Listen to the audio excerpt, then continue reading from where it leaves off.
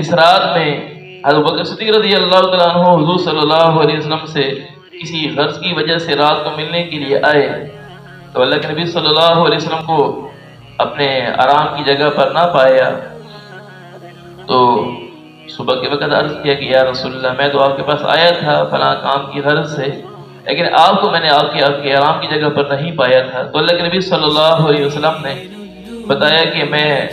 آج آسمانوں پہ گیا تھا، اللہ تبارک و تعالیٰ نے مجھے معراج کرائی ہے۔ اللہ کے نبی صلی اللہ علیہ وسلم نے سارا واقعہ تفصیل سے ارشاد فرمایا۔ حضرت بکر صدیق رضی اللہ تعالیٰ عنہ نے کوئی یعنی اس بات پر دلیل نہیں مانگی، فرمایا آمنت وصدقت، میں ایمان اس بات پر لایا ہوں، آپ نے جو فرمایا وہ بالکل صحیح بات ہے، وصدقت میں اس بات کی تصدیق بھی کرتا ہوں، جو آپ نے فرما دیا وہ بالکل صحیح ہے۔ حضرت بکر صدیق رضی اللہ تعالیٰ عنہ لوگوں کے پاس جاتے ہیں اور جا کر لوگوں کو یہ واقعہ سناتے ہیں تو آگے لوگوں نے طنز کے طور پر ہنسنا شروع کر دیا اور باتیں بنانا شروع کر دی۔ یہ کیسے ہو سکتا ہے کہ ایک ہی رات میں وہ اتنا دور کا سفر کہ جہاں پر ہم 2 مہینے میں جاتے ہیں اور 2 مہینے میں واپس آتے ہیں، یعنی 4 مہینے کا سفر ہے وہاں پہنچنے تک، آنے جانے کا سفر 4 ماہ کا سفر ہے، اور وہ یہ کہتے ہیں کہ ایک ہی رات میں گئے بھی ہیں واپس بھی آ گئے۔ اب تو لوگوں کو اللہ کے نبی صلی اللہ علیہ وسلم پر باتیں بنانے کا اور موقع مل گیا، بغلیں بجانا شروع کر دی کہ دیکھو یہ تو یہی کہتے ہیں۔ تو پھر سارے اکٹھے ہو کر حضور صلی اللہ علیہ وسلم کے پاس آتے ہیں اور آ کر کہتے ہیں کہ آپ کیا کہتے ہیں اس بارے میں؟ حضور صلی اللہ علیہ وسلم نے تفصیل سے واقعہ سنایا۔ تو اب انہوں نے کہنا شروع کر دیا کہ وہ ابو بکر ہیں جو آپ کی باتوں میں آ جاتے ہیں، ہم آپ کی باتوں میں ایسے آنے والے نہیں ہیں۔ آپ یہ بتائیں کہ بیت المقدس کے مینار کتنے تھے، سنگ مرمر کے مینار کتنے تھے، آپ یہ بتائیں کہ دروازے کتنے تھے، آپ یہ بتائیں کہ کھڑکیاں کتنی تھیں، یہ پوچھنا شروع کر دیا۔ تو اللہ کے نبی صلی اللہ علیہ وسلم نے ارشاد فرمایا کہ میں تو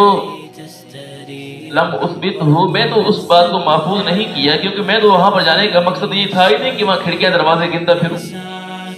کہ وہاں جانے کا مقصد تو اللہ تبارک و تعالیٰ نے انبیاء کی امامت کرانی تھی، وہاں اس لیے گیا تھا، اللہ تبارک و تعالیٰ مجھے لے کر گئے وہاں پر، کہ وہاں جانے کا مقصد تو یہ نہیں تھا۔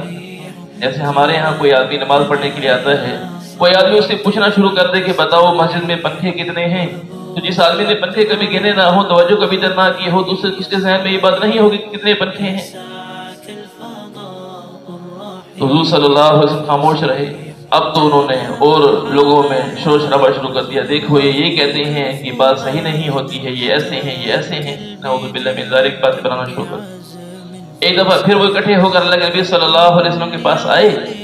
تو اللہ کے نبی صلی اللہ علیہ وسلم کے سامنے اللہ تبارک و تعالیٰ نے بیت المقدس کو واضح فرما دیا، ان کے سامنے کر دیا۔ پھر جو کچھ وہ پوچھتے جاتے تھے اللہ کے نبی صلی اللہ علیہ وسلم ان کو بتاتے جاتے تھے۔ انہوں نے پوچھا کھڑکیاں کتنی ہیں تو اللہ کے نبی صلی اللہ علیہ وسلم ان کو بتا دیا کتنی،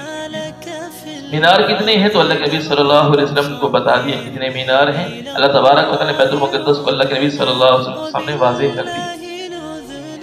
تو اس طرح یہ اللہ کے نبی صلی اللہ علیہ وسلم کو تکلیفیں پہنچاتے تھے، آپ صلی اللہ علیہ وسلم کی بات پر اعتبار نہیں کرتے تھے، اور جہاں بجھ کے یعنی اعتبار تو ہوتا تھا دل میں، لیکن ظاہری طور پر اللہ کے نبی صلی اللہ علیہ وسلم کو نعوذ باللہ من ذالک رسوا کرنے کی ارادہ سے ایسی باتیں بناتے ہیں۔ تو اللہ کے نبی صلی اللہ علیہ وسلم کو اللہ تبارک و تعالی نے یعنی معراج کرائی ہے۔ اب اس واقعے سے یہ بات معلوم ہوتی ہے کہ اللہ کے نبی صلی اللہ علیہ وسلم کو جسمانی روحانی اعتبار سے معراج ہوئی ہے، ورنہ حضرت بکر صدیق رضی اللہ تعالیٰ عنہ جب آتے ہیں اللہ کے نبی صلی اللہ علیہ وسلم سے ملنے کے لیے، اگر یہ خواب کی بات ہوتی تو حضور صلی اللہ علیہ وسلم تو بستر پر موجود ہوتے۔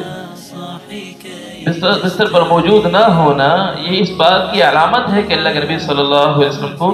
روحانی جسمانی اعتبار سے معراج کرائی۔